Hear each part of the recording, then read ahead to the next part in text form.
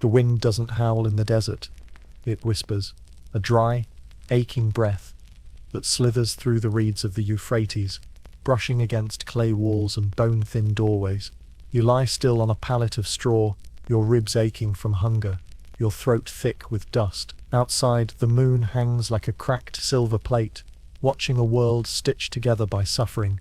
Somewhere nearby, a mother murmurs to her child, trying to make silence sound like safety. But you both know, the grain is gone, the priest's word is law, and the gods, once fierce and golden, no longer answer. In ancient Mesopotamia, life was not lived. It was endured.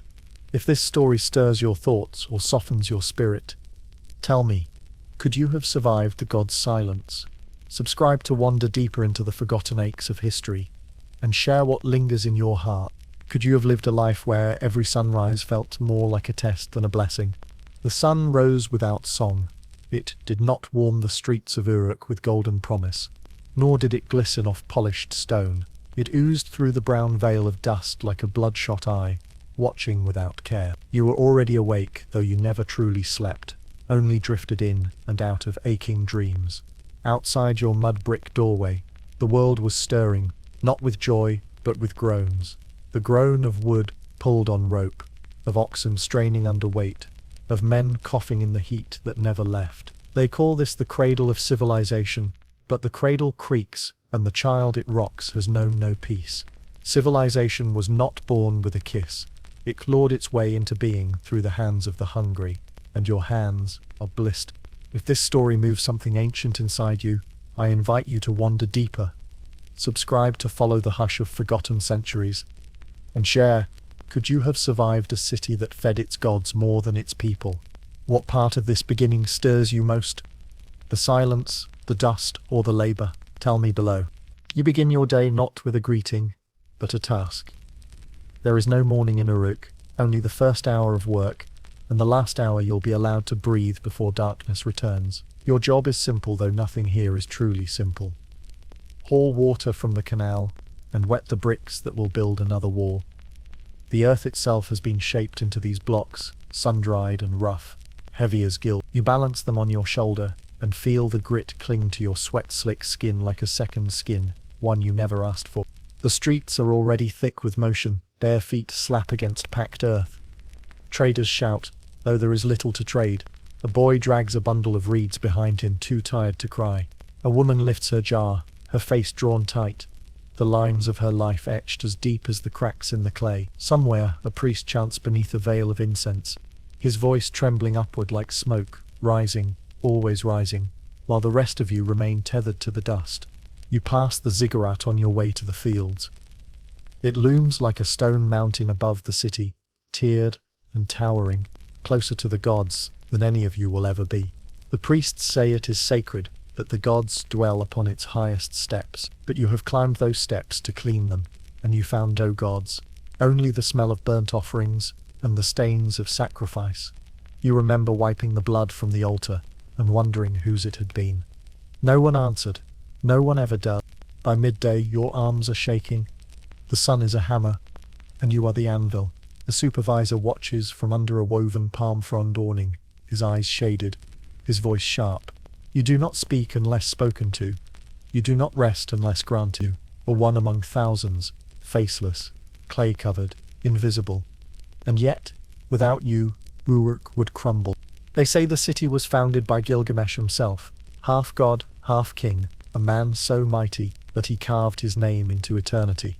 You do not know if he lived, but you do know this. Your grandfather died beneath a collapsed arch, crushed by stone meant to honor him. He never made it into the legends. No one remembers the names of those who lift, only those who command the lifting. Evening comes without relief. The heat merely changes color, from gold to rust, from flame to coal. You trudge back through the narrow alleys, past windows filled with eyes that no longer look, only watch.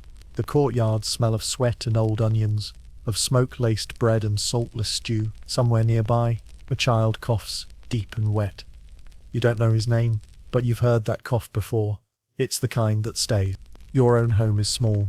2 rooms, a hearth, and a roof, patched with woven reeds. Inside, your wife is kneeling, smoothing the last of the lentil mash into a shared bowl. She smiles when she sees you, the kind of smile that's half hope, half habit. You sit beside her, no words, there is nothing to say. You eat in silence, chewing slowly, pretending the bowl is not half as empty as it is. When darkness swallows the city, it does so with finality. There are no torches for you, only starlight, and the echo of what once was. You lie on your pallet, straw beneath bone, your body aching from the shape of the day. Sleep does not come. It never comes easily. In Uru, you think of the gods. You wonder if they watch from their temples, if they see you curled like a question mark, wondering what tomorrow will demand. They say this land was chosen, that it was given life by sacred hands. But you know better. You've seen too much blood in the irrigation canals, too many mothers weeping beneath half-built walls. Life here was not given. It was taken, and you are still paying the price. Outside, the city murmurs in its sleep. Somewhere, a dog howls, a jar shatters in the distance. But in your corner of this vast, breathing place, there is only the hush of exhaustion, the soft hum of survival. And as you close your eyes, the last thing you hear is the whisper of dust settling into the cracks of a world that once promised greatness, but delivered only burden. It does not roar like distant thunder. It murmurs, always murmurs. The Tigris moves like a serpent through the lowlands, curling past the edges of Uruk and slipping silver into the black soil. In the hush before dawn you stand barefoot at its edge. The water is cold, biting against your ankles, tugging at your skin as though it remembers something of you, or wishes to forget. You stare into it and see no reflection, only the tremble of a surface too familiar with tears. The river gives, they say. It blesses the wheat, cools the clay, carries boats heavy with grain, but it also takes. With little warning, it swells like a god awoken in anger, and what once nourished becomes a blade. You've seen whole fields swallowed overnight. You've seen bodies float, face down and nameless, into reeds thick with silence. And still, each morning, you return. The farmers are already here, bent figures moving like ghosts through the damp. One whistles a song older than language, his lips cracked, his eyes unfocused. Another sharpens a tool, made dull by stone and time. None speak. Words are expensive when breath must be saved. Their hands are stained black with silt, and their shoulders sag, not from years but from the weight of knowing that this day, like the one before it, may end in nothing. You step into the field. The mud pulls at your feet like memory. Every step is a small surrender. Your task is to clear the channels, the shallow furrows that thread water into the root beds. The canals are dry today, a bad sign. You glance up and see the sky already paling with heat. No clouds, no hope. There are whispers that the upstream cities have built new dikes, that they hoard the flow, that the priest kings of Kish and Nippur pray harder, sacrifice more, as if devotion were a matter of property. You laugh under your breath, but not from humor. In this world, belief has been twisted into currency, and currency into chains. By midday, the wind rises, hot, dry, sharp. It scrapes across your face like a dull knife. The reeds bow in silence. You pause to drink from a skin half filled with sour water. It tastes of leather and rot, but it is wet, and that is enough. You wipe your mouth with a wrist caked in dust, and return to the furrows. They crack beneath your tools like old bone. The boy works beside you, no more than 10. His ribs show through his tunic. His fingers bleed from thorns. He does not complain. No one taught him how. You offer him a glance, a nod, and he nods back. There is kinship here, unspoken, in the act of enduring, in the act of standing where you are told, and digging because digging is survival. Beyond the far wall of the field, the river glints like metal. It looks beautiful from here, serene, even divine, but you know its heart is indifferent. It does not care for your crops. It does not mourn your dead. It moves because that is what rivers do. You once asked a priest why the gods made such a river. He looked at you as if you had bitten into a sacred tablet. The gods do not answer, he said. They reward, or they punish. And so you stopped asking. Evening falls without mercy. The field is dry. The roots crackle beneath the soil. Another day of labor, of sweat wasted on soil too tired to yield. You and the others walk home without looking at one another. What is there to see? The same hunger, the same ache, the same quiet shame of surviving where others did not. As you cross the embankment, the river glows red with the dying light. It is beautiful, you admit. Painfully so. But then beauty has always been cruel in this land. You remember the stories, how the gods fashioned humankind from clay and breath, only to flood them when they became inconvenient. The gods, you think, are a lot like this river. At home, your wife kneads a handful of barley into a thick, bitter mash. You eat slowly, not because it is filling, but because you want it to last. Your daughter, small and watchful, cradles a clay doll with one eye. She pretends to feed it. You pretend not to notice the irony. That night, you cannot sleep. You step outside, and the wind meets you like an old companion. You walk toward the canal, a small offshoot of the river, meant to bring life into the city's core. It is low tonight. Still, you kneel beside it, run your fingers through the shallow current. It whispers over your knuckles like breath. You think of all it has taken. The cattle, the grain, the child who fell and was never found. You think of what it gives, the black soil, the rare abundance. You understand, in that moment, why the ancients built temples to rivers, not out of love, but out of fear, gratitude too, perhaps, but the gratitude of hostages. As you return home, you hear the rustle of reeds, the croak of frogs, the quiet dripping of water from a broken pipe. The city sleeps fitfully. It always has. You lie down on your mat and close your eyes. Tomorrow, the river may rise, or it may vanish. And you will still go to the fields, still plant, still hope. Not because you believe, but because belief is a luxury, and survival is not. Morning arrives, not with birdsong, but with the scratch of a reed stylus on wet clay. A scribe sits cross-legged under a woven awning, sunlight slanting across his bare arms, his fingers stained with ochre and grit. He doesn't look up as you approach. Why would he? You are not a man with questions, only a man with debts, and your debts have long been measured not in words but in barley. The tablet is still damp when he hands it to you. The symbols etched in rows like teeth. You cannot read them, but you don't need to. The weight in your palm is enough. It's heavier than it looks, the kind of weight that doesn't leave your fingers, even when you set it down. You nod, say nothing, and walk away. This is how a man is reminded of his place, not with chains, but with baked mud. Down the narrow alleyways of Uruk, the walls close in like ribs.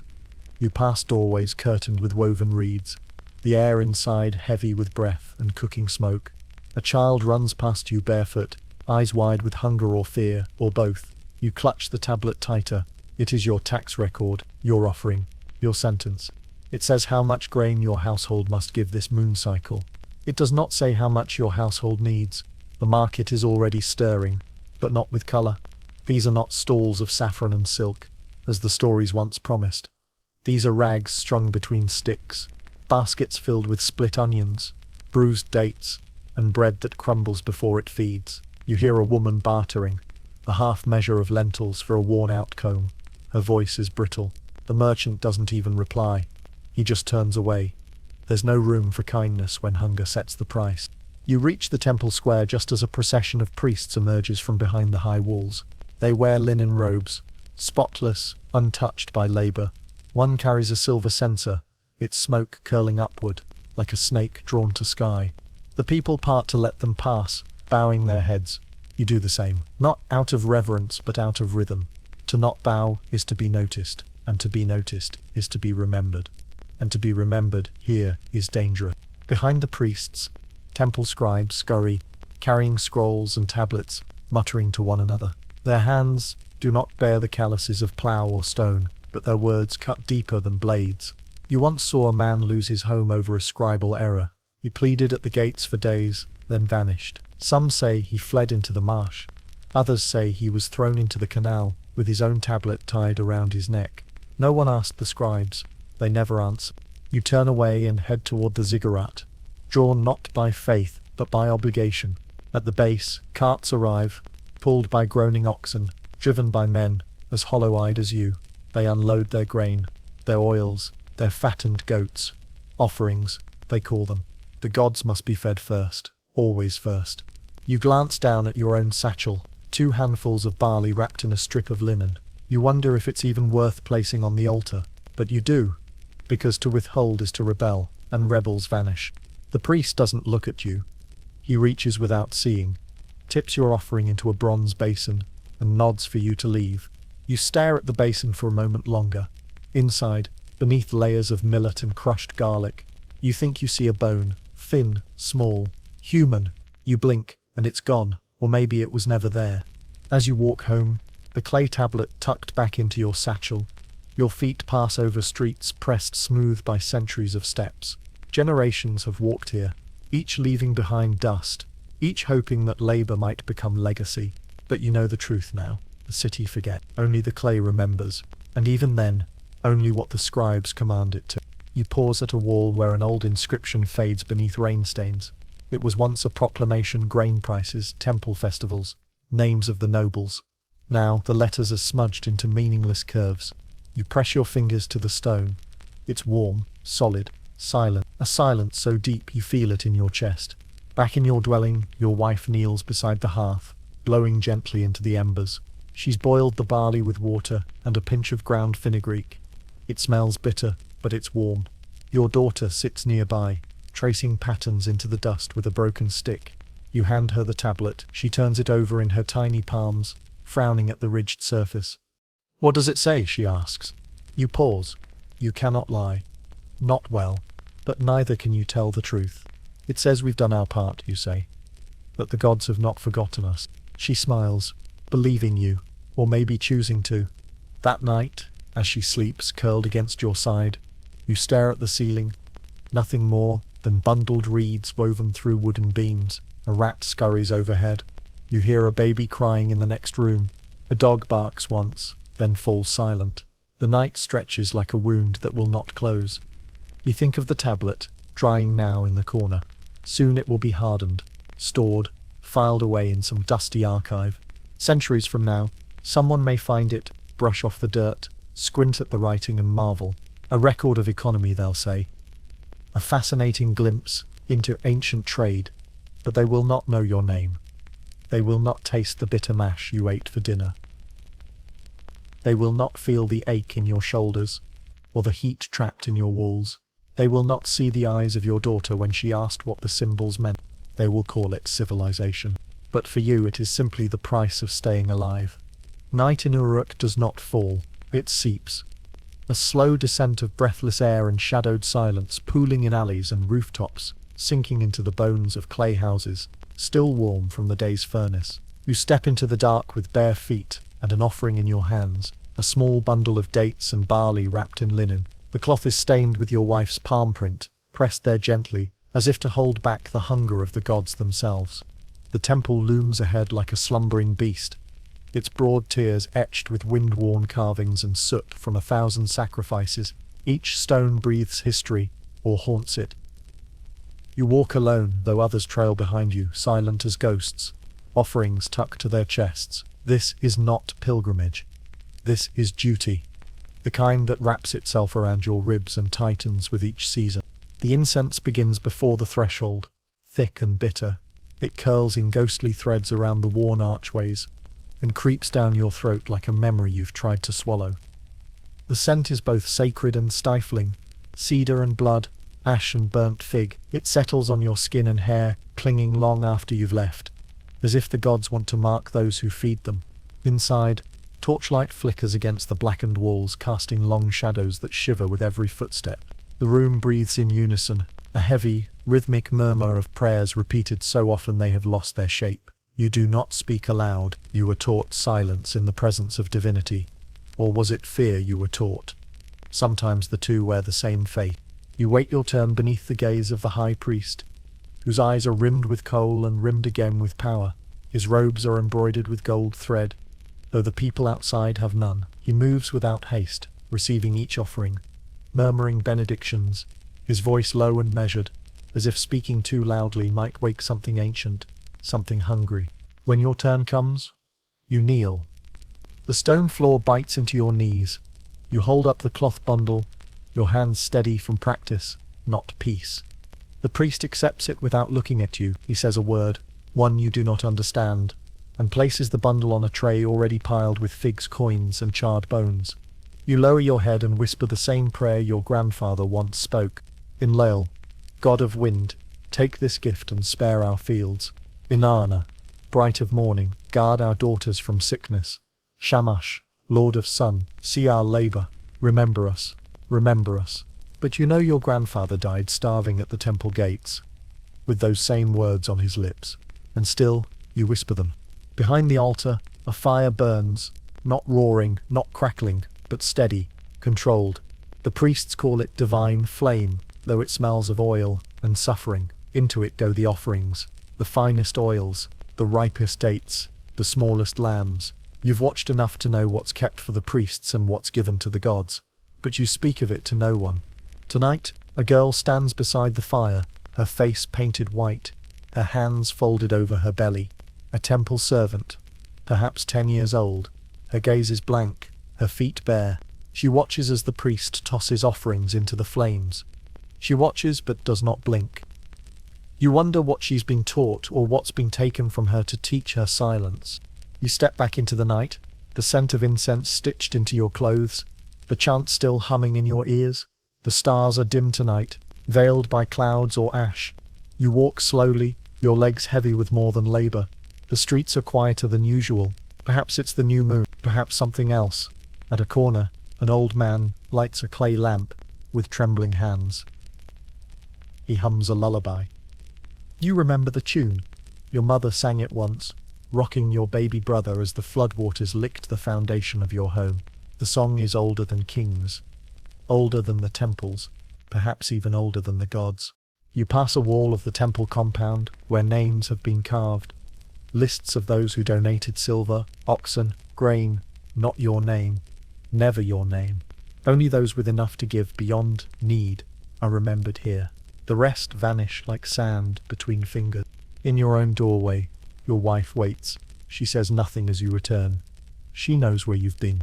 She takes your tunic, hangs it to air, and hands you a bowl of bean mash. It is cold. You eat anyway. Later, in the dark, you lie awake. Your daughter dreams beside you, whispering nonsense words.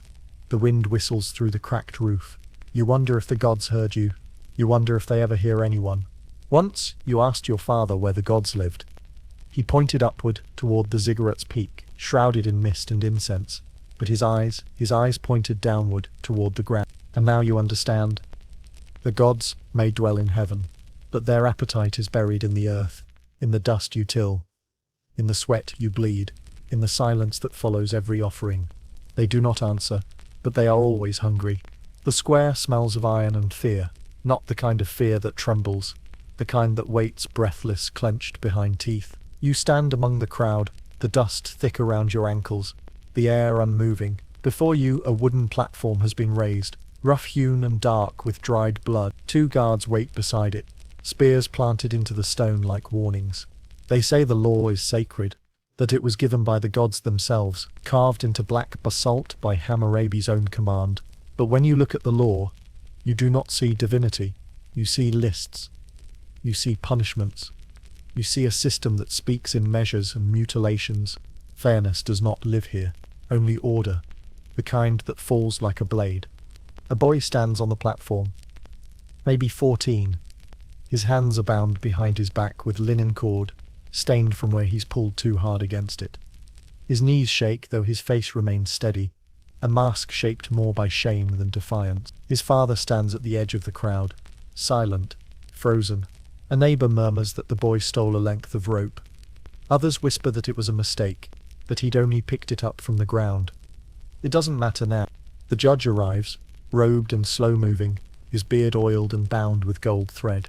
He does not read from a scroll. He does not question the boy. He raises one hand and a scribe nods. The sentence is not spoken. It has already been written. You turn your eyes away as the boy is forced to kneel. You hear the crunch of wood under his weight, then the short, sharp cry that splits the silence. Not a scream, not enough breath for that. Just a gasp, the sound of something breaking. A guard holds up a bloody hand. The boy then drops it into a basin lined with cloth. The punishment for theft? One hand, gone. The crowd begins to thin, as if the air itself has become too heavy. Some shake their heads. Others walk quickly. Speaking of work left unfinished or children to feed, you remain still, the boy's cry still caught in your chest.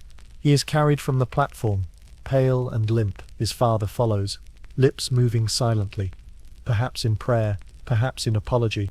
As you turn to go, your eyes land on the tablet carved into the wall behind the platform, the Code of Hammurabi, etched in lines that shimmer faintly in the light. It reads like poetry, if you forget the meaning. If a man breaks the bone of another man, his own bone shall be broken. If a builder's house collapses and kills the owner's son, the builder's son shall be killed. You do not see law, you see vengeance made into structure. Back in the alleyways, the day continues. A merchant yells at a servant for bruised figs. A woman washes her baby in a cracked pot. Life resumes, because it must. You pass by a narrow doorway and hear laughter. Two boys play with a palm frond ball. One has a missing ear, the other a missing tooth. They smile anyway. There is a resilience here, not joy but stubbornness. You arrive at the bakery, its walls scorched with heat. The baker nods at you. You trade a small copper disc for 2 flat loaves, still warm but dry at the edges. As you wait, a man with a gold ring on every finger cuts in line. No one stops him. The baker hands him a full basket without a word. When he leaves, the line resumes, as if nothing happened. You remember what a soldier once told you. The law is equal, but we are not. You had nodded then, you nod still. As you walk home, a child runs past you, chased by a goat. She laughs, shrieking with delight, her joy uncontained. You smile, despite yourself. For a moment the world feels softer, but then you turn the corner and see a slave tied to a post, welts on his back still weeping. No court for him, no code, just the law of power, silent, swift, unseen. You reach your home, duck inside, and place the bread on the table. Your wife's eyes search your face. She knows where you've been. She does not ask. She hands you a clay bowl of lentils, and you eat in silence. Your daughter traces letters in the dust again, her brow furrowed. You lean over her shoulder. What does it mean? She asks, pointing to a symbol she's copied from a wall. Justice, you say. The word tastes bitter. She nods, satisfied, and returns to her drawing. Later, you sit outside, under a sky drained of stars. The wind is thin tonight. You hear the low wail of a flute. Someone mourning, or remembering, or simply filling the silence. You think of the boy's face, the hand he lost, the eyes of the judge, indifferent, the law carved into stone, harder than the hearts who enforce it. They say a just king brings peace. But you know better. Peace here is not given, it is enforced. And enforcement wears many masks. Some of them divide. The wind is dry this morning. It carries not the coolness of dawn, but the ache of 100 parched fields, brittle, empty, waiting. You stand at the edge of your father's old land, though nothing of it remains. The house is gone, its walls returned to dust. The fig tree that once shaded your childhood has withered into a twisted claw. The soil is cracked like an old man's heel, and beneath it lies memory, hard, bitter, half-buried. Once, this land was yours, or rather, it was his.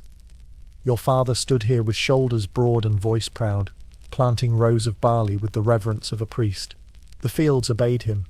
The sun did not scorch so cruelly then. The river did not turn away its face. But then came the drought. Then the priests came collecting. Then the scribes arrived with tablets. Not to help, but to count what could no longer be offered. You were young when the first loan was taken. A measure of grain here, a pair of oxen there, a promise to repay after harvest. The gods would bless the fields, the elders said, but the gods were silent, and the rain did not come. When your father could not repay, he signed his name to another tablet. His hand shook as he pressed his seal. A tiny carved stone, passed down through 3 generations. You remember the moment, as clearly as your first wound. The seal left a crescent in the clay. It also left a shadow in your family. The harvest failed again. The debt grew teeth. They took your father's land first, then his cattle, then his voice. Now you work the same field for another man. A man who speaks little, but owns much. You call him master when required. You bow when you pass. He does not know your name. only your yield. Each morning you are given a measure of seed, a rusted tool, and a corner of a field no larger than your sleeping mat. You till until your back hums with pain. You sow, you wait, you pray, and when the harvest comes, most of it is taken not in cruelty but in agreement. Agreement inked in clay. Agreement enforced by law. Your wife once asked if this is slavery. You answered with silence. The scribes would say no. You are free. But freedom here is not a matter of law.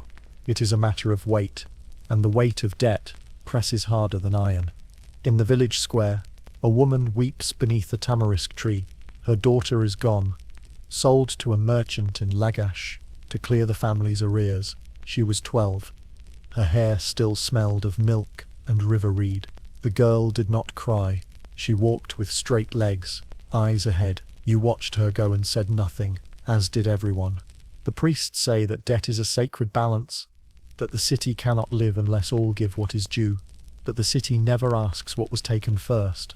A sick ox, a spoiled crop, a child who would not wake. None of these are weighed on the tablet, only what you owe. You once tried to speak with the tax scribe, a man in fine robes, his hands soft, and his sandals carved. You asked him if he might delay the next collection, just until the rain. His eyes did not rise from the clay. He pointed to the record. "It is written," he said, and with those 3 words, your hunger became law. In the evenings, you visit your father. He sits now beneath a lean-to of woven matting, his eyes dim, his hands forever stained. He no longer speaks much, only watches the sky, waiting for clouds that never come. He asks of the land sometimes, as if it might still be his. You tell him what he wishes to hear, that the soil is soft again, that the barley is tall, that the river listens. Your daughter brings him dates, peeled and sweet. She places them gently in his hand, and he smiles. There is tenderness here, hidden beneath the ruin, the kind of love that outlives names. One night, as the stars pierce through the heat like small silver wounds, your wife asks you a question. Her voice is quiet, careful. If the debts cannot be paid, what will they take next? You cannot answer. She holds your hand in the dark. Her fingers are rough like yours, but warm. The kind of warmth that does not fade easily. The kind of warmth you pray the gods never learn to measure. In a neighboring household, a boy is led away in chains. You do not watch, but you hear his mother's sobs echo across the walls. It is not the first time. It will not be the last. There are no riots, no shouts, just the soft, ceaseless turning of the wheel. Grain becomes debt. Debt becomes servitude. And servitude becomes silence. You close your eyes that night with the weight of clay still pressing against your palm, even though the tablet has long been returned. You dream of your father's fields, golden and wide. In the dream, the rain comes. In the dream, nothing is owed. But you wake to the same sky, dry, unblinking, unkind. The courtyard is veiled in smoke, not the kind that dances, the kind that clings, thick with crushed myrrh and stale oil, the scent of ritual without comfort. You step through a narrow stone arch into a space hidden from the city's roar, where women move not with freedom but with grace born from restriction. Here, silence has a sound, the shuffle of sandals on dust, the slow churning of a grinding stone, the faint rustle of fabric drawn tight around a face. You are not meant to be here long. This is a space of women, not because it is safer, but because the world has walled them in, and called it protection. You walk softly, your gaze low. You've come to fetch a mat your wife wove for the temple, but you stay longer than you should, drawn by the quiet. In one corner, a woman combs her daughter's hair with fingers as gentle as wind. The girl is perhaps 8, her legs crossed, her eyes closed. She hums a lullaby, a tune that does not belong to temples or gods, but to riverbanks and nights with bread and safety. Her mother does not smile. She has sung this song through famine and fire. She will sing it again.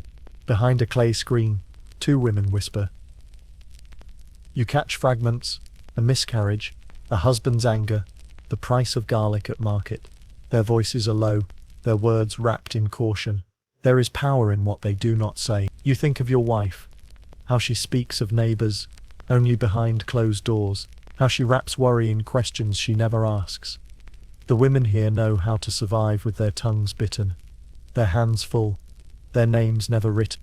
A priestess passes through, tall, draped in linen stained with saffron and ash. Her forehead bears the sacred mark of Inanna, but her eyes bear something older. She walks slowly, her steps deliberate. You have seen her before, leading prayers with honeyed voice and fire-lit grace, but here, among the other women, she does not speak. She kneels beside an old woman weaving, and helps untangle the fraying thread. In the back of the courtyard sits the grandmother. No name needed, for she is simply Old Mother to all who pass. Her back is bent, her fingers curled by years of work. She hums to herself, her voice thin and cracked, like a reed flute left too long in the sun. Children gather near her, quiet as feathers. She begins to sing, not a hymn, but a story. A tale of a girl who married the wind, of a fish who swam the desert, of a queen who wept pearls that turned into bread. The children laugh. One claps her hands, giggling through missing teeth. Another mimics the fish, flopping in the dust. For a moment, even the older women smile. Even you do. Then, a cry breaks the stillness. It comes from the far end, where the walls are higher, where those who bleed are kept apart until they are clean again. You know the place, a shadowed room lined with woven mats, where women give birth or grieve the children they never met. The cry is not of a child, it is of a mother, sharp, raw, endless. It scrapes the sky. No one runs to her. This is not the first time. Her pain is allowed, but it is not welcomed. A midwife enters quietly. The rest of the courtyard lowers its gaze. You turn to leave. Your wife waits at the entrance, the mat already folded under her arm. She says nothing. Her face is unreadable, not cold, not angry, just practiced. You nod, and she falls into step beside you. As you walk the alley home, she tells you in a low voice that the mother lost her third child, that the midwife says she may never bear again. You ask if she knew her. She shrugs. She lived across from the baker. Her husband is kind. You both know what that means. Kind men are no shield from sorrow. Not here. Not anywhere. At home, your daughter is painting with crushed berries, her fingers stained purple. She holds up the clay shard she's smeared with color. It's the priestess, she says proudly, the one with gold on her hands. You smile and nod, though the figure is only a blur. Later, your wife washes her daughter's hands and sings softly, her voice steady. You lie down beside the doorway and listen. The same song you heard in the courtyard, the same melody your mother once hummed when you had fever, a song passed through smoke and dust, through hunger and fear, never written, never taught, only remembered. In the night, the wind rattles the reed walls. Your wife stirs beside you. Will she be all right? She whispers. You don't ask who. Instead, you take her hand. Her fingers are rough, but warm. And for a moment in this city of stone laws and silent gods, the warmth is enough. The market opens before sunrise, as if darkness itself has grown tired of sleep. You walk through it slowly, shoulders low, wrapped in the soft hush of the hour before trade. The stalls are just beginning to breathe, wooden frames rising from the earth like skeletons, cloth canopies fluttering in the dusty wind, fires stoked with kindling that smells of dung and fennel.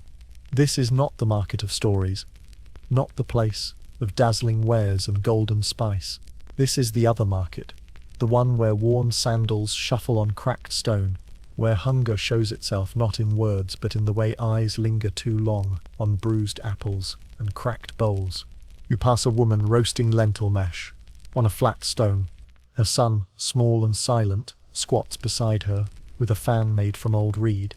The fire sputters, choking on ash. They do not call to customers. They only wait. Nearby, a man unrolls a mat and begins laying out his wares. Bones, polished, yellowed, worn smooth by time. Bird bones strung into necklaces. Dog skulls etched with symbols. The femur of some forgotten beast, hollowed into a flute that lets out a sound more breath than song. You pause before his mat. He looks up, eyes rimmed in red, mouth like a scar. For protection, he says simply, gesturing to a pendant made from 2 ribs, lashed with sinew. Keep sickness from the door. You do not believe in talismans, but you do not scoff either. In a city like this, belief is not about truth. It is about need. As the sun crests the rooftops, The market grows louder. A woman argues with a potter over a chipped jar.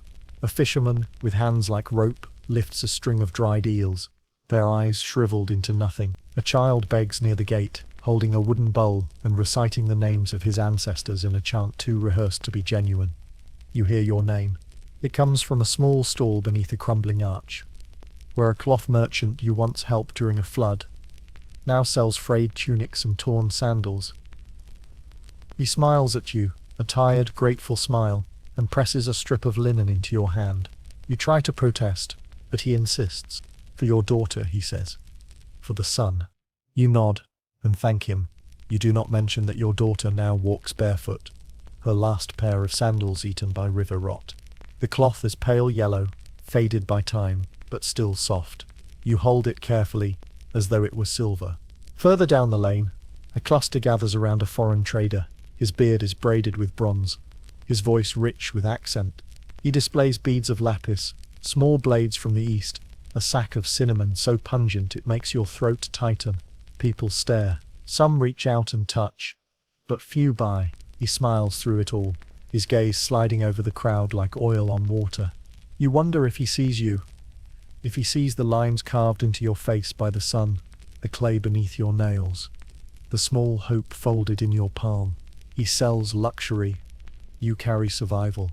In a corner near the city wall, a mother breastfeeds beneath a patchwork shade, her other child asleep beside her, head resting on a bundle of dried herbs. Her eyes are closed, her body still, as if carved from silence. You recognize her. Her husband was taken by fever 2 seasons ago. She's sold everything, goats, pots, even the mat from their floor. Now she sells her time, her breath, her patience. The market buzzes on. A young girl sings a counting song to draw attention to her father's copper weights. A scribe in fine robes checks ledgers against goods, his stylus tapping rhythmically against a clay tablet. A butcher carves a goat with hands that shake, just slightly too old perhaps, or too tired. You feel the weight of the day pressing already into your spine. Still, you walk, past a blind man with a harp of gut string, past an old woman selling dried rose petals, past a boy who tries to trade half an onion for a cracked jug. At the edge of the square, a man collapses, not from violence, not from drama, just quietly, as if his legs forgot what they were for. He lands on his knees, then onto his side. People gather. Someone pours water onto his lips. Another fans his face. No one knows his name. Someone says he hasn't eaten in days. A guard arrives. He looks down at the man, then waves his hand. The crowd parts. The guard does not speak. He moves on. You kneel, leave the strip of yellow cloth by the man's head. It's not much, but in a place where bones are sold for luck, perhaps softness is its own kind of magic. As you turn to go, the city blurs behind you, a place of dust and noise, of trade and tremble. You carry nothing in your hands now, but you carry the weight of every look, every cry, every unsold dream. The market, they say, is where the city breathes. But today, it exhaled dust and hope in equal measure. And you walked through it like a shadow looking for light. The sky bruises purple long before the sun breaks it open. You wake to the silence of breath held, not yours alone, but the city's. Even the dogs do not bark. Even the birds have fled. The wind carries no scent of bread this morning, only the metallic tang of anticipation, and something deeper, older, like ash hiding beneath the soil. Then the horns begin. Low, hollow, drawn from the stomach of the earth. 1, then another, then 5. Their call shudders through the clay walls of your home, through the sleep-thin bones of your daughter, who stirs and tightens her grip around her doll. Your wife meets your eyes. She does not speak. She doesn't need to. The Acadians have come. You step outside. The streets are narrow with fear. Neighbors peer through cracks in their shutters. A few stand in silence, barefoot, holding jars of water or bundles of food, as if war could be traded with gifts. A boy runs past, barefoot, face smeared with soot, clutching a slingshot that will not matter. You hear the thud of soldiers' boots on packed earth. Uruk is not under attack, not yet, but it is surrounded, and everyone knows that a city surrounded is a city already lost. At the gate, the elders argue with the guards. The guards argue with the priest. The priest prays aloud, but the people do not wait for answers. Families gather in courtyards, tying up bundles, clinging to goats, whispering the names of the gods under their breath like mantras. You walk through them past the ziggurat's looming shadow, your legs unsure, your hands clenched. You have no weapons. You have no plan. You have only the knowledge that the world just changed. On the wall above the northern gate, you catch your first glimpse. Dust rises like breath before the sun. A moving wall of shadow and bronze. Akkadian soldiers march in rows, shields high, spears upright, banners fluttering with the blood-coloured sigils of Sargon's empire. Their helmets gleam like riverstone. Their eyes are unreadable. They do not shout. They do not run. They approach with a silence that devours. You are called to the square, not as a soldier, but as a man. Every able body must answer. You are handed a spear. The wood is old, the tip rusted. You have never held one before. A boy beside you shakes with fear. He has a scar down his arm, a handmade shield. He whispers that his uncle fought at Kish, that he died before the horns even sounded. You do not ask why the gods allow this. You stopped asking long ago. From the temple steps, a proclamation is read. The priest's voice is thin, cracked. He says the gods will protect Uruk. He says Enlil himself will bring a storm upon the Akkadians. He says resistance is righteous. But no one cheers. Not this time. As the sun rises, Uruk prepares. Stones are stacked at the gates. Fires are lit atop towers. Slaves are sent to dig trenches. Children are hidden in basements behind granaries. Your wife gives you a linen wrapping soaked in olive oil. To tie around your face, she says, to block the dust. Your daughter presses her doll into your hands. She protects dreams, she whispers. You kneel and kiss her brow, then rise and walk away before your knees betray you. The Akkadians do not strike that day. They wait. They surround. They show their numbers. It is war not of swords but of patience.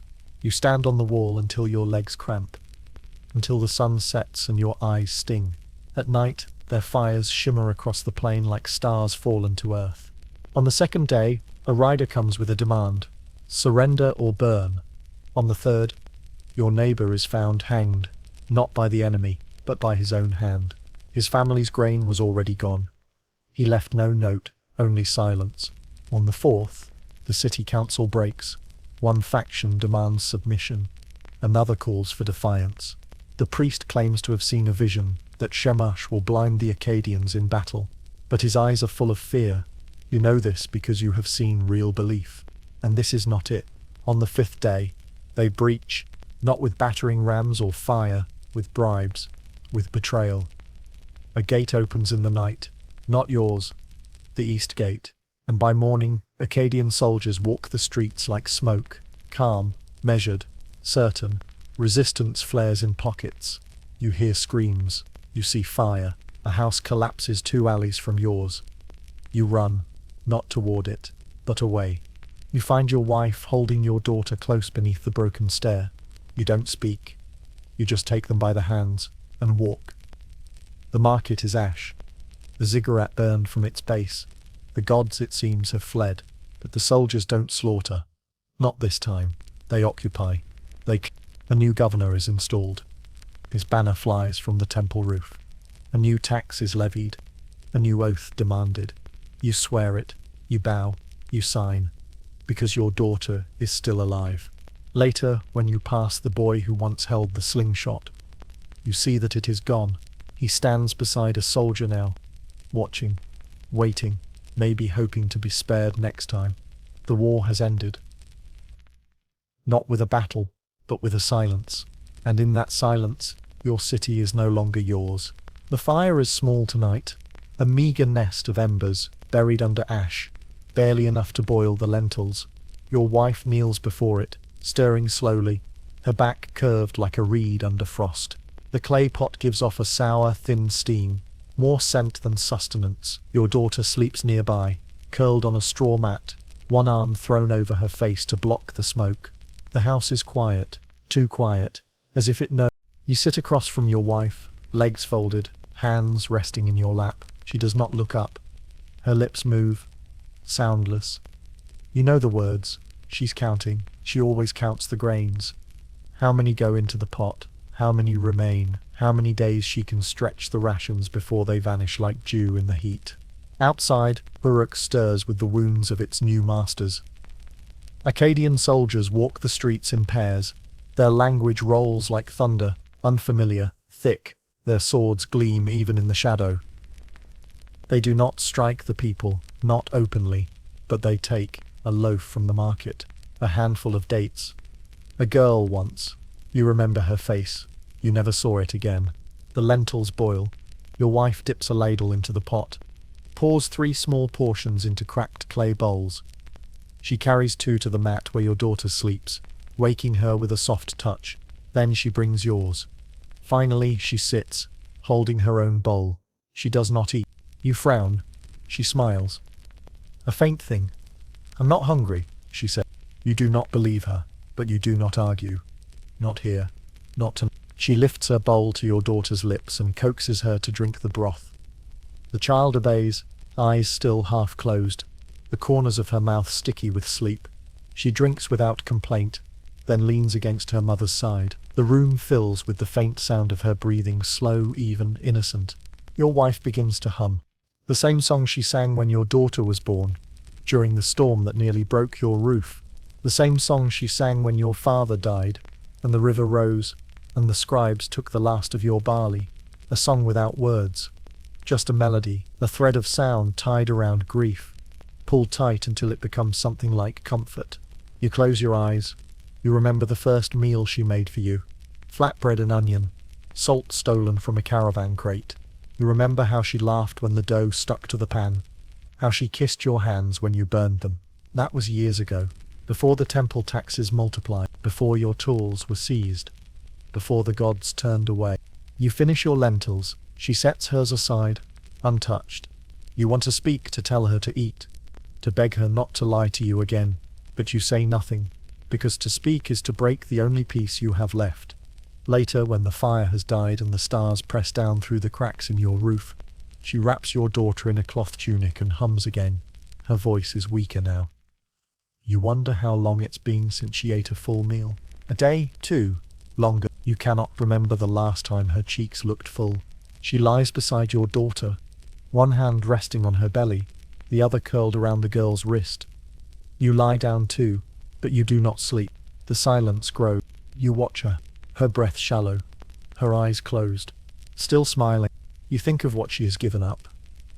Her food, her comfort, her rest, her health, all for a child who does not yet know the shape of sacrifice. A child who dreams while her mother starves, not from famine, not from war, but from choice. Before sleep takes you, you whisper her name. She doesn't answer, but her fingers twitch once, gently like wind brushing a hanging reed. When morning comes, the fire has gone cold. The bowl of lentils still sits where she left it, untouched. It began with smoke. Not black, but grey, slow and lazy, as if unsure of its own purpose. You noticed it while walking through the outer fields, a ribbon drifting above the rooftops of the eastern quarter. At first it seemed like nothing, the hearth smoke of a dozen homes perhaps. But then came the scent, sharp, sour, heavy with burning grain, and your heart dropped into your stomach like a stone. You ran, feet kicking up dry earth, lungs filled with heat before flame. The cries reached you next. Short, sharp, splintered. Not the wails of war, not the trumpet of gods, but the sound of desperation, of men shouting your name and no one's name, of children screaming not in pain, but in disbelief. When you reached the granary, the world had already changed. The eastern storehouse, the largest in Uruk, fed by 100 fields and 1,000 hands, was ablaze. Flames licked through its upper slats, crackling up the wooden beams like ivy on stone. Sparks leapt to the wind. The doors had been forced open from the inside. The sacks of barley and millet were blackened, some half-burned, others still untouched for now, but not for long. A group of men formed a bucket line from the well. Others beat the flames with wet cloths. You joined them without thinking. The smoke seared your eyes. Ash clung to your hair, your lips, the folds of your tunic. You heard a voice beside you, a boy no older than 15, shouting for his brother. He vanished into the haze. By midday the fire was dying, but the damage was done. Half the grain was gone. All of it meant for the city's rations, for the poor, for the temples, for those already hollow from hunger. You stood among the charred sacks, breathing through a cloth soaked in vinegar, the heat still rising from the floor in waves. You saw rats boiling out from the base of the walls, shrieking as they fled into the alleys. And then the murmurs began. "Sabotage," someone said. A priest declared it an omen. "The gods are punishing us," he cried, eyes wild behind a soot-streaked face. "They warned us, and we did not listen." A soldier shouted for silence. He raised his spear. "This was no accident," he spat. "Someone lit this fire." Accusations followed like arrows. A scribe pointed at a laborer known to have begged for extra rations. A farmer accused a rival who owed him barley. Eyes turned toward a young man with burns across his arm. He stood trembling, lips bloodless, silent. He had lost a daughter the previous week. Disease, they said. No medicine, no offering. The guards seized him. He did not resist. He only asked one question. "What would you have done?" No one answered. That night, the city groaned. Hunger was not new, but this hunger, sudden and wide, was something else. You saw it in the faces of the mothers at the market, clutching empty baskets. You saw it in the hands of the elders, shaking as they counted coins worth nothing now. You saw it in your daughter, who asked why the bread was thinner. You had no answer. Only silence. The priests called for atonement. Every household was commanded to offer prayers and food to the temples. They said the gods must be appeased, that the fire was a warning, that loyalty must be proven. You watched them carry gold bowls filled with dates and oil, watched them pile offerings before stone statues that did not speak. You knelt with your family before the altar of Enlil. You whispered the prayers, even as your stomach twisted. You brought your last loaf, and still the gods said nothing. The man accused of lighting the fire was taken beyond the city's edge. He was not returned. Some say he was drowned. Others, that he was burned beside the ruins, as a mirror to his crime. You will never know, only that his name was not written down, and without a name, he is already forgotten. The granary was rebuilt, brick by brick, but it stood half empty. The harvest was too far off, the fields too dry, the people too afraid. You passed it weeks later, the smell of scorched millet still in the air. A child played in the ashes, drawing lines in the dust with a stick. She looked up at you and smiled, not from joy, but because children still smile, even when there is nothing left. You nodded and walked on, your hands empty, your thoughts heavy. In the ruins of the granary, a new silence had taken root. Not the silence of peace, but the silence of hunger. The temple gates are closed. You stand before them as the morning sun crests the eastern walls, its light falling flat against the gilded doors. There is no incense burning, no chants echoing through the courtyard. The high priest is not standing upon the marble steps, arms raised to the heavens. There are no lines of petitioners with offerings in hand. Only you, and the silence. The smell of smoke still lingers, not the fragrant kind, but the harsh, choking burn of wood and despair. Behind these doors lies the same sacred space where you once laid your firstborn's name in oil upon the altar, praying for strength. The same temple where your wife sang praises when the drought finally broke. The same halls where you whispered promises and hoped they would rise. But now the priests have locked themselves inside. You learnt of it last night, after the fire at the granary. Word spread quickly, a dozen guards stationed around the perimeter, no entry granted, not even to the city elders. The gods, the priests say, are angry. The city is impure. Until purification is complete, the temple shall remain sealed. You remember the old myths of cities swallowed by the sand for failing to honor their gods, of floods and famines sent as punishment, of temples struck by lightning for harboring the unclean. Myths, once, but now they walk beside you, heavy and real. A woman stands beside you, older, shoulders wrapped in a worn shawl, her hands trembling around a clay bowl. Inside are 3 small onions, and a few strands of dried fish, an offering. She knocks softly once, twice. No answer. Her lips move in prayer. Her eyes fill, but the tears do not fall. She sets the bowl at the threshold, arranges it neatly, then turns and walks away without looking back. You do not knock. Instead, you sit on the stone steps, palms resting on your knees, staring at the seams of the doors. You imagine the priests within, their voices low, their robes clean, their tables filled with what was offered yesterday and the day before. You wonder if they remember your name. You wonder if they ever knew it. By midday, others gather, not in crowds, but in drifts.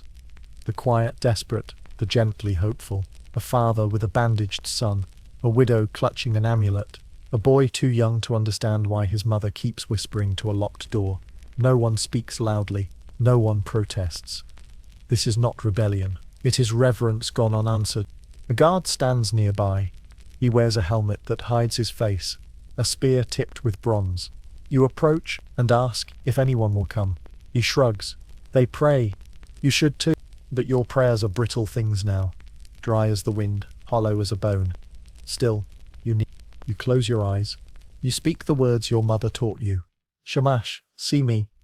Inanna, hear me. Enlil, remember me. You listen for reply. There is none. That night, your wife lights the household lamp. She places it near the doorway and lets it burn low. She says it will guide the gods home, that maybe they are lost, that maybe they need light to return.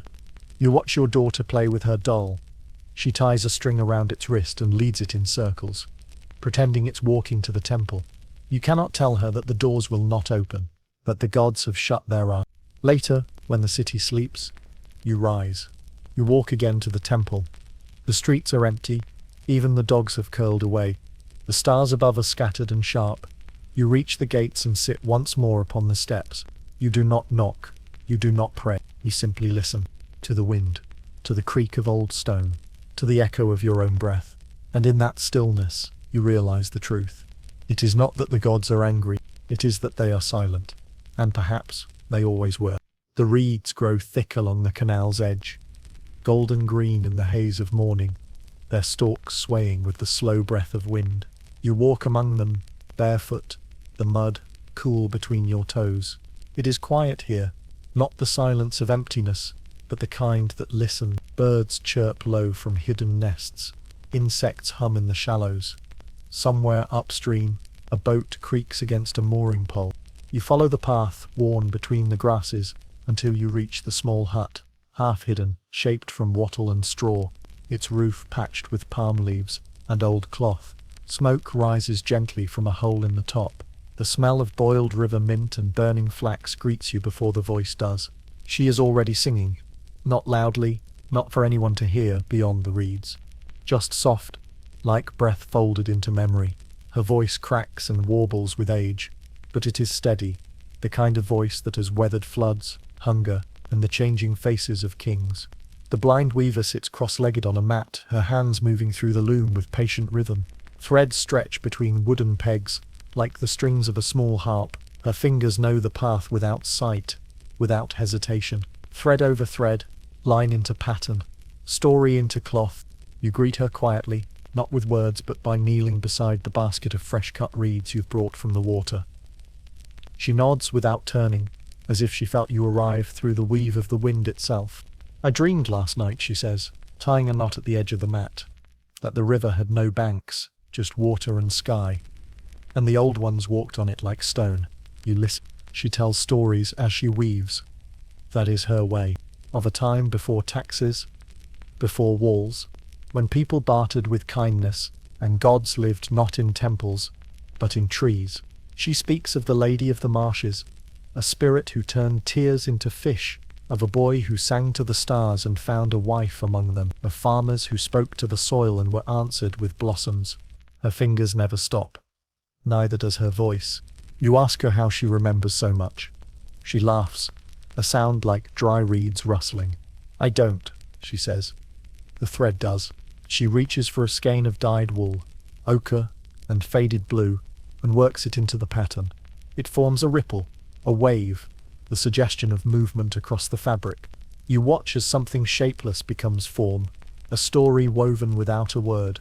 Children come in the afternoon, 3 of them, barefoot and wide-eyed.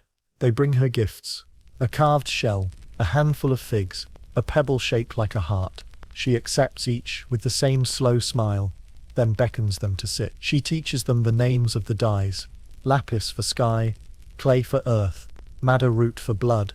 They will forget, she whispers to you. But the cloth won't. Later she hands you a bundle, a finished piece, folded with care. You unfold it slowly. On its surface, 2 hands, reaching, a line of water between them, a star above. Simple, beautiful. You do not ask what it means. Some stories are not for speaking. She touches your wrist. Take it, she says. For your daughter. Let her wear it when she runs. So the wind knows her name. You nod, unable to speak. As the sun slips lower, the children leave. One by one. The shadows stretch long across the reeds. The weaver sets aside her thread and rests her hands in her lap. You watch the wind play in her hair. Silver and wild. Tell me, she says. Do the temples still burn? You pause. Yes, you answer. But the doors remain closed. She nods. Then the gods are tired. You do not ask if she means it as metaphor. Before you leave, she hums again. A song without language. A lullaby, meant not to soothe children, but the earth itself. You carry it with you as you walk back through the reeds, past the canal's edge, into the thinning light. At home, you wrap your daughter in the cloth. She laughs and spins, arms wide, the fabric fluttering around her like wings, and for a moment, brief, bright, whole, the gods return. Not to the temple, but to the laughter of a child, dressed in the memory of a weaver's song. The marsh does not welcome you. It allows you a narrow difference, but you feel it with each step, as the water creeps over your ankles, as the reeds part with reluctant hush. Here, far from the city walls, far from the scribes and soldiers and priests, the land changes its language. It speaks in rustle and ripple, in frog croak and wing beat, in silence that listens before it answers. You have never been here before. Not truly. Once, as a child, you came with your father to gather reeds. He warned you not to stray from the boat. The marsh remembers what men forget, he said. Now you walk its edge alone. No guide but memory. No map but instinct. The sun breaks through the mist in long, golden fingers. The air is thick with scent. Algae, mud, old fish, sweet rot. Insects swarm lazily in the heat. You walk until the sound of Uruk is gone. No bells, no horns, no barked command. Only the gentle lapping of water against the wood slats of distant huts, raised on stilts like herons waiting in stillness. And then, a voice. Step carefully. The mud here knows how to keep secrets. A man appears from behind a stand of papyrus. Tall and broad-shouldered, skin the colour of tilled earth, hair wrapped in a strip of linen. His eyes are wary, but not cruel. He carries no spear, only a net, slung over one shoulder. A fisherman, or something else. You nod. He watches, then gestures. Come. You follow. The village reveals itself not with grandeur, but with absence. No walls, no temples, no writing carved into stone.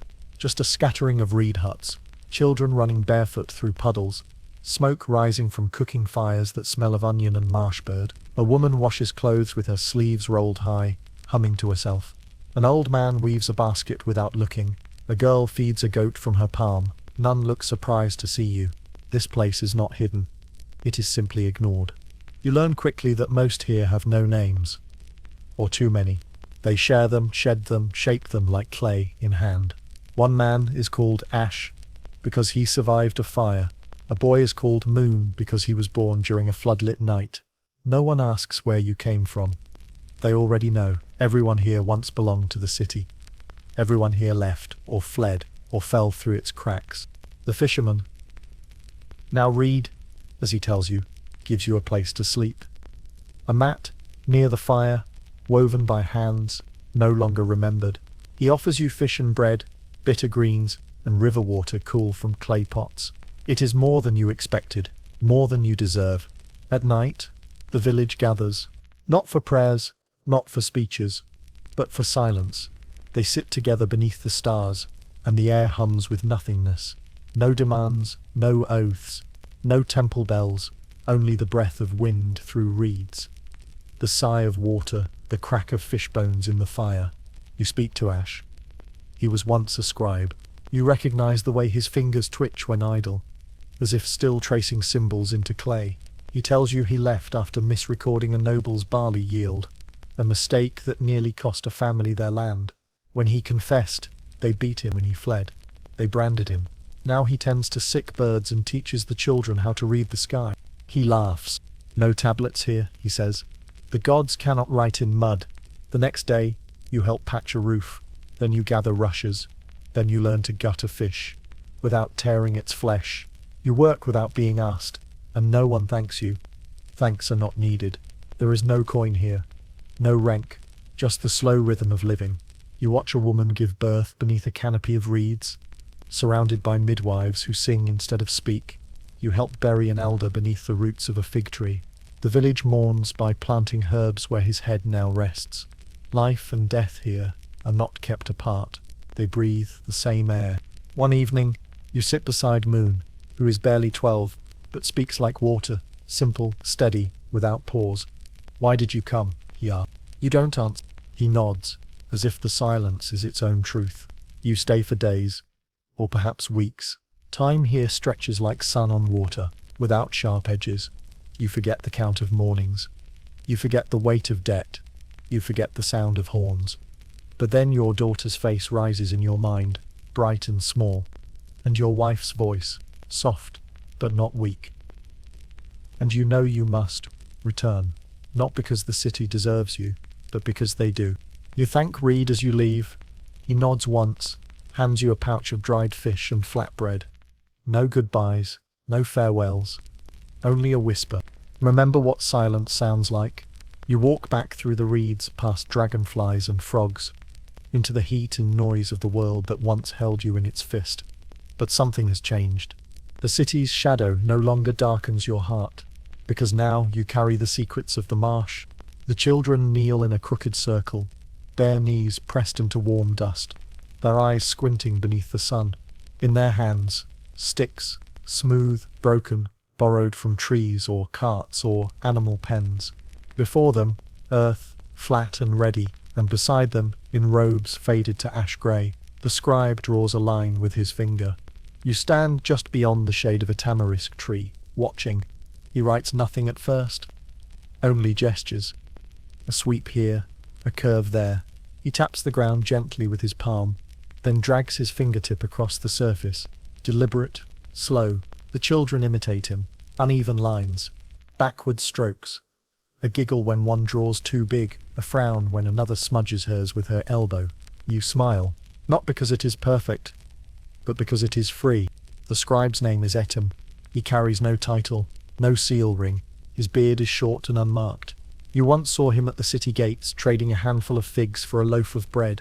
Now he teaches writing not in a hall, not in a temple, but here, in the dirt behind the east well, beneath a tree that forgets no one's name. You approach slowly. He glances at you, nods. No fees, he says. Only listening. You kneel beside the smallest child, a girl, dark-haired, eyes wide. She presses her stick to the dust and shapes a square, then another. Item watches, then leans down. That one means mouth, he says, but only if you breathe while drawing it. The girl frowns. Why? Because words must live before they can be read.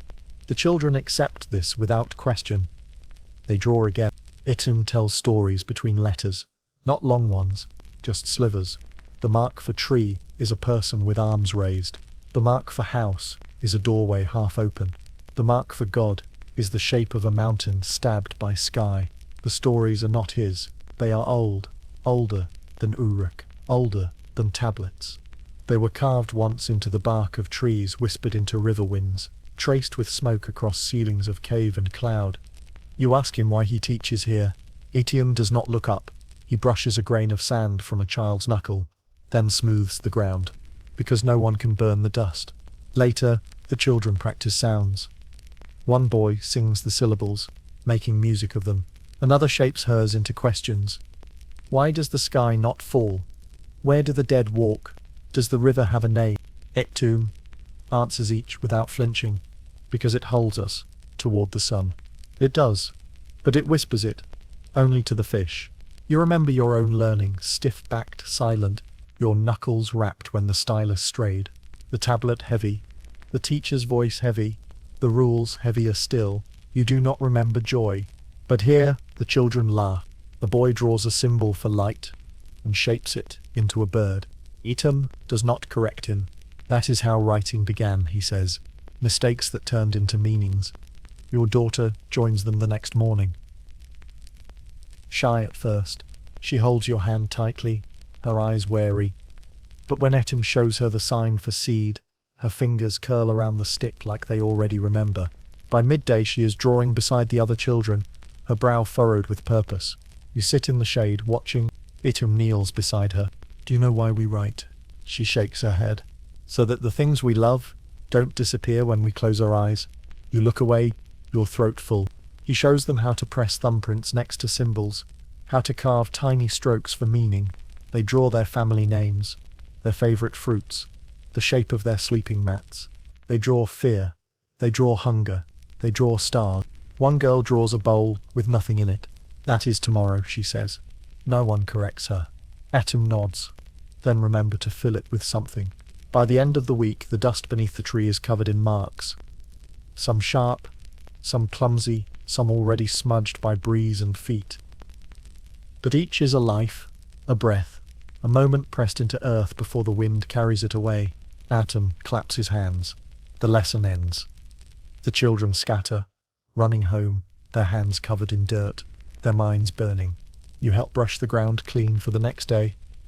Etam, thanks. You should teach, he says. I'm no scribe, you reply. No, he says. You're a father. That's better. That night, your daughter shows your wife the signs she's learned. She writes your names in the ashes of the hearth. She draws a heart, then a star, then a line between them. A journey, she says. From here to there, you hold her close. You realize the gods may not answer, but perhaps your daughter will. It begins as a sound you barely recognize. Not thunder, not wind, but a hush. A hush so gentle it might be mistaken for breath, or memory, or the brush of cloth on skin. You rise from your mat before dawn, stepping into the grey-blue of early light. The air is different. Heavier, still, but waiting. Then it falls. Not all at once. Not the great deluge the priests once promised. Not the kind that swells rivers and drowns oxen. Just rain. Soft, persistent, real. You step into it slowly. The first drop lands on your brow, then your cheek, then your shoulder. Cold, clean, miraculous. You lift your face. The drops gather along your lashes. You do not wipe them away. Your daughter runs outside barefoot, arms flung wide. She spins, laughing, mouth open to catch the sky. Your wife follows more slowly, her hands cradling a water jar though it is not yet needed. She smiles, not with joy, but with relief. Deep, old relief, the kind that aches before it heals. The neighbors appear in doorways, blinking at the sky as if it were a dream. One kneels to touch the wet earth. Another murmurs a prayer without words. A man leans from his rooftop and lets the rain trace the lines of his face. No one speaks. No one must. The streets turn slick. Dust becomes clay. The air carries the scent of life rediscovered. Wet bark, grass, something floral beneath it all, like hope. You walk to the fields. Already, the canals are filling, not flooded, just rising, just enough. Water slides between the furrows like fingers through hair. The barley, once dry and grey-green, begins to lift again. Slowly, gratefully, as if it too had almost given up. You pass a boy digging a trench to catch runoff. He grins at you, with teeth too big for his face. You nod, no words, only mud between you. Only rain on your shoulders. Etam stands near the eastern wall, watching the letters in the dust disappear beneath the drops. Good, he says. Now they're remembered by the sky. At the market, no one barters. They simply gather beneath awnings and open their palms to the heavens. Even the traders forget their coin. A woman gives away lentils by the handful. A child offers dried figs to a stranger. You take none. You are full somehow. The high priest appears finally, flanked by two guards.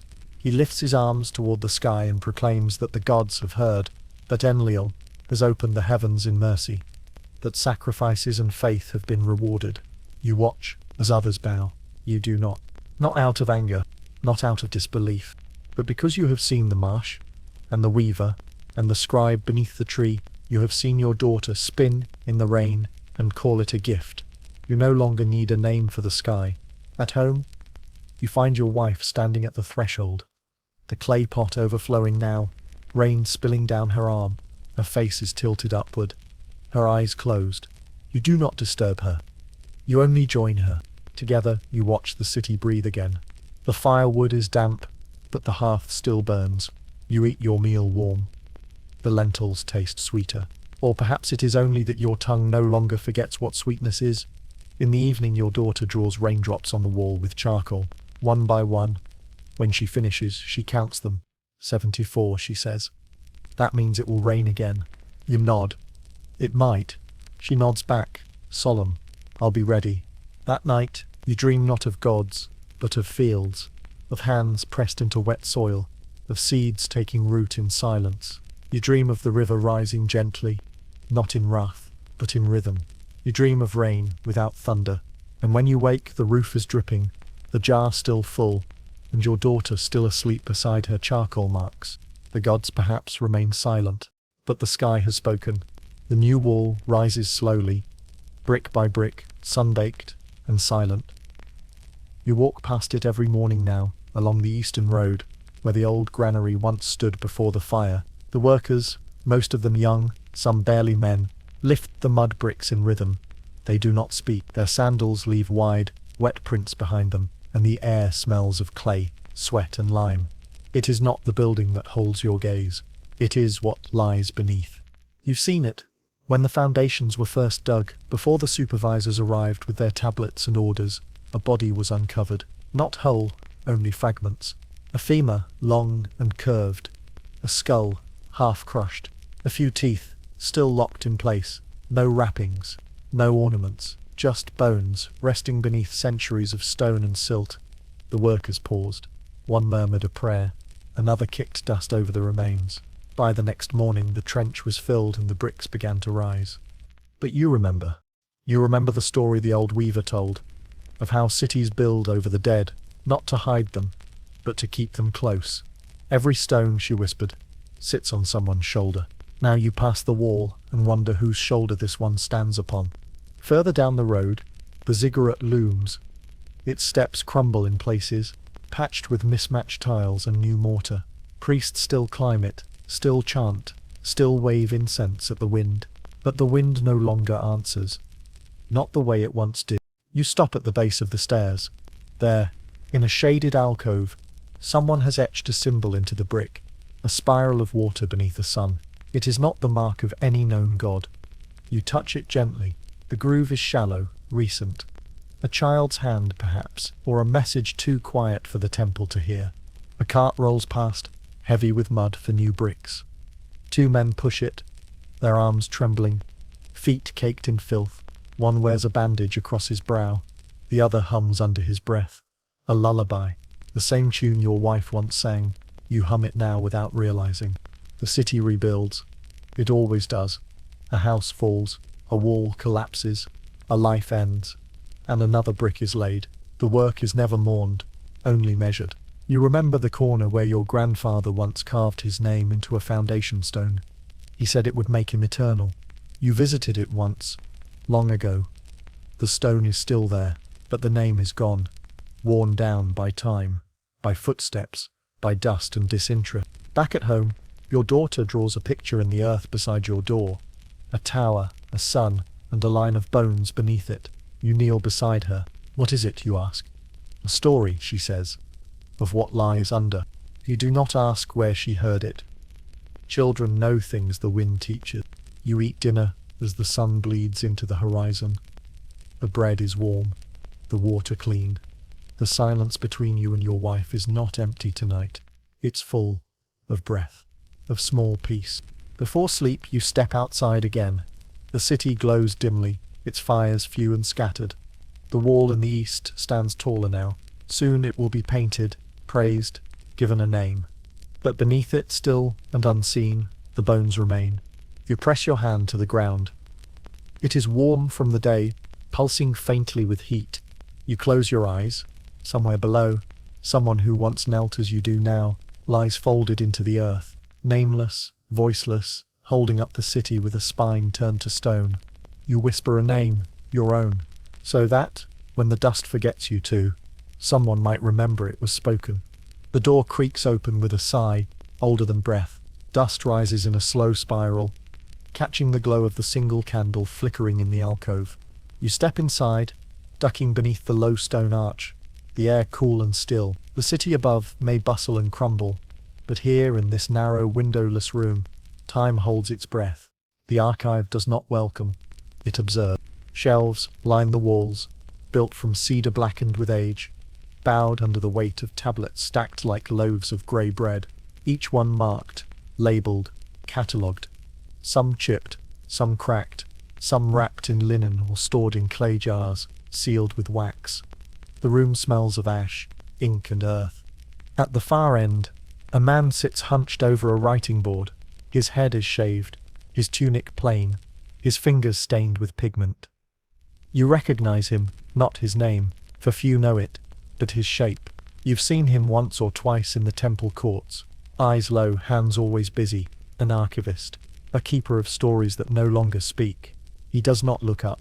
You move quietly, drawn to the shelf nearest you. The tablets here are small, roughly carved. Receipts, lists, names. You run your hand along the cool edge of one, and feel the indentation of someone else's nail from generations ago. A debt recorded, a contract signed, a life folded into 5 lines of wedge-shaped marks. The archivist speaks. You may read. His voice is thin, but not unkind. You kneel beside the lamp and choose a tablet at random. The signs are old, older than the ones Etim teaches, older even than the priest's prayer books, but you recognize a few, a name, a place, a date. You read aloud, to Ninsen, from Erlugal, 3 sheep, delivered, 1 taken. The archivist nods. Justice. You pick another. Its edges are smooth, its script finer. The surface holds more than numbers. She wept into the river, for her sons were taken. The water did not answer. A silence follows. The archivist speaks again. That one's never been copied. No one wants to remember her. You look around, tablet after tablet. Hundreds, thousands, a city's worth of breath, carved into clay, hardened by flame, forgotten in darkness. Why do you keep them, you ask. He shrugs. Because someone should. He rises and walks to the back wall, where the oldest tablets are kept. He lifts one gently, reverently, and places it in your hands. It is heavier than the others. The marks are deeper, more frantic, as if the scribe was racing time itself. What does it say, you ask? He smiles. I don't know. No one speaks this tongue anymore. You stare at it, the ancient symbols unreadable, beautiful, a message lost, but preserved, a voice, silenced, but not erased. You hold it longer than you need to. The archivist returns to his stool and lights another candle. Its flame joins the first, dancing in the still air. The shadows flicker across the shelves, making the tablets seem to shift as if they breathe. He begins to read aloud, not to you, to the room. His voice, soft, deliberate. He reads a list of tools borrowed and never returned. He reads a record of a marriage, a girl promised, a dowry paid. He reads a hymn to the goddess Ninhursag, praising her hands of mercy. And then he reads a complaint, a farmer accusing a neighbor of stealing a sheep. Each word, carefully spoken, each sentence, a thread pulled from a long-forgotten loom. You close your eyes, you see them, the farmer, the girl, the priest, the thief. You see their homes, their fields, their hunger and hope, not as history, but as breath. When he finishes, the archivist falls silent. He does not ask if you understood. He does not need to. You rise, bow your head, and step back into the night. The stars are out now. The city is quiet. The rain has dried. But something clings to you, not the scent of parchment or wax, but the weight of memory. You look back at the stone doorway, still open. The candle burns inside, steady and gold. A small light for 1,000 voices, a flame that says we were here. The statue is crumbling. You sit before it in the garden of the lower temple, a space now mostly dust and lizards. The garden once overflowed. Fig trees, lilies, tall green reeds, swaying beside fountains that sang. Now it is dry. The stones cracked. The earth hardened like fired clay. In the centre stands what remains of the god. He was once Enlil, lord of air and decree, carved from diorite, painted in gold and black, with eyes inlaid from crushed lapis lazuli. His gaze, they said, could still the wind.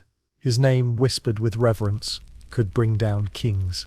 But now, his hands are gone. One arm broken at the shoulder, his beard chipped, his eyes empty sockets where birds have nested.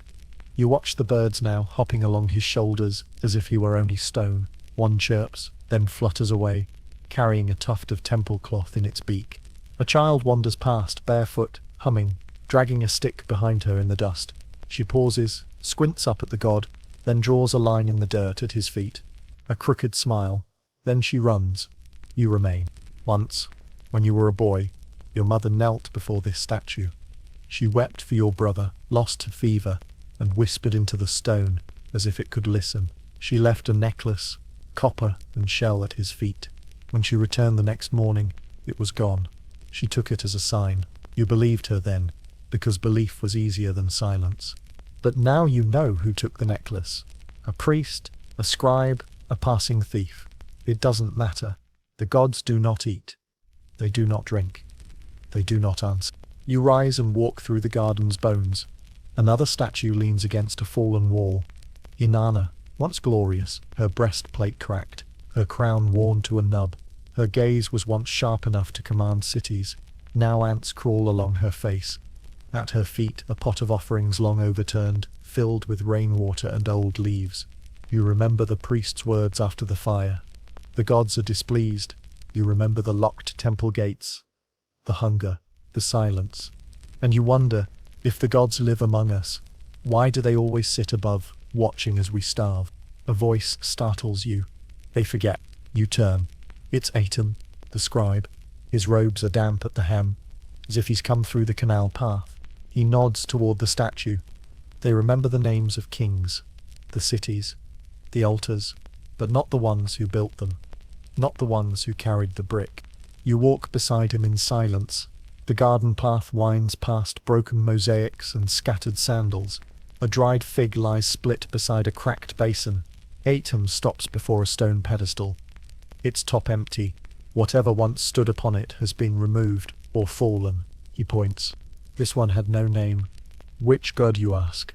No, not a god, a man, a builder. His likeness stood here, for one season. Then the temple needed the stone. You close your eyes. You think of the mother who sang to her child with an empty belly, the boy who drew birds in the dirt, the weaver with her blind hands, the worker crushed beneath a wall, the man who burned the grain not out of hatred but hunger. And you think, maybe the gods were never meant to be above us. Maybe they were meant to be us. But we forgot. Or maybe they did. Atum picks up a stone, places it on the pedestal. For him, he said. You add another. For her, you whisper. Together, you build a small mound. No names, no prayers, just remembrance. The sun begins to set, washing the garden in red gold. The statues cast long shadows, but the pedestal glows, two stones, side by side, warmed by light. Not divine, not eternal, but real. As you leave, a breeze moves through the dead reeds. It hums low, like breath returning to lungs, long emptied. You do not bow to the statues, you bow to the earth, to the ones forgotten, to the gods that once were human. The sun rises without fanfare, no horns, no chants, just the slow bloom of amber over the horizon, pulling gold from the still sleeping city. You walk alone toward the river, your sandals sinking gently into the cooling sand. Behind you, Uruk stirs, voices distant, fires kindling, a dog barking somewhere near the temple ruins. But here, beside the water, there is only hush. You kneel. The river is low today. Clear in patches. You see small fish flitting among the stones, the glint of broken potsherds worn smooth by time. You reach down, cup water in your hands, and let it spill through your fingers. It runs not like a god, not like judgment, but like a whisper that does not need to be heard to be understood. You press your palm to the sand. It's warm, not with heat, but with memory. And beneath it you feel them. Not ghosts, not voices, but impressions. The breath of those who once stood here, knelt here, waited here. You feel the mother's song, low and cracked, the laughter of the scribe's pupils drawing hope in the dust, the fire-lit silence in the reed village, the weaver's cloth brushing against your fingers like wind. You hear nothing. And in that silence, everything. No great empires endure here. No kings walk the banks this morning. No tablets proclaim victory. No priests declare the will of the gods. Yet the sand remembers. You dig your fingers into it gently, and they come away coated in gold-dusted earth. A beetle scuttles by. A seed, half buried, sprouts a tiny green tongue. And you think, this was never about glory. It was about survival. Not the kind carved in stone, but the kind written in footsteps, in breath, in lullaby. You sit there, cross-legged, the river humming beside you, and slowly you begin to hum with it. Not a song of worship, not of sorrow, but something wordless, something small, something true. Your daughter will wake soon. She will ask for water, for stories. You will give her both. You will tell her of a city where misery bloomed like reeds, but also where memory did not die. You will teach her the names not of gods but of neighbors. You will show her the mark you left on the wall, the clay, the earth, and she will add her own. Because though the gods have faded, and the ziggurats have fallen, and the scribes' names are lost, the voice beneath the sand still speaks, and it speaks of you. As the last grain settles in this cradle of dust and memory, I thank you for walking this forgotten path. If this story stirred something quiet within you, subscribe to join us again where history breathes softly and the past remembers. What voice did you hear in this story, and what do you think it was trying to say? Thank you for walking this quiet path through dust and shadow. If this story breathed something ancient into your dreams, I invite you to return, subscribe for more forgotten journeys, and tell me what part of Mesopotamia stayed with you after the silence.